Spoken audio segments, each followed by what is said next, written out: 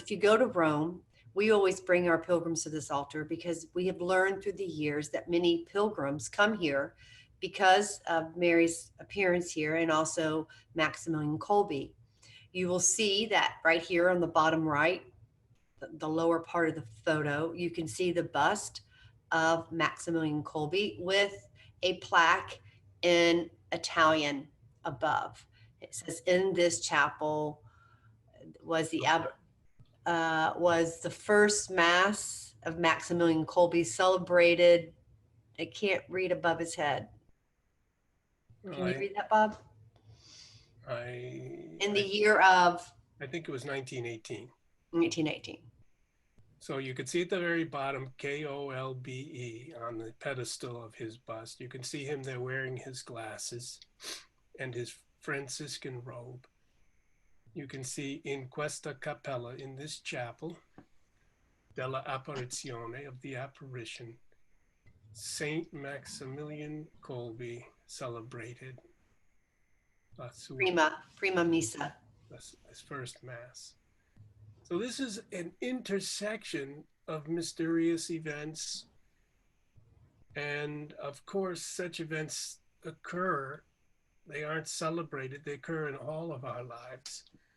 But in this particular place, we find a crossing of lives decades apart, and we can still visit there today. We've been there many times. And if you look at that central column, you see those devotional objects.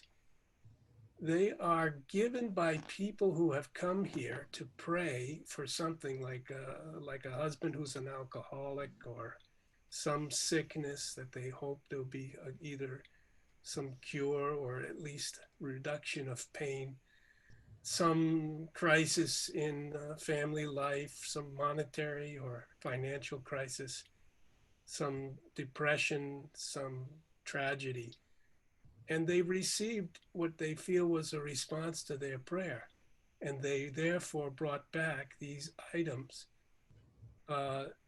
in recognition and in appreciation to the Virgin Mary.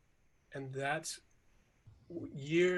day by day, month by month, year by year, people give these devotional thanksgiving pieces to the Virgin Mary, and they are all shown around her chapel there, where Father Ratisbonne had his vision, and where Maximilian Kolbe, impressed by Ratisbonne's conversion and by the presence of Our Lady in this chapel, celebrated his first Mass.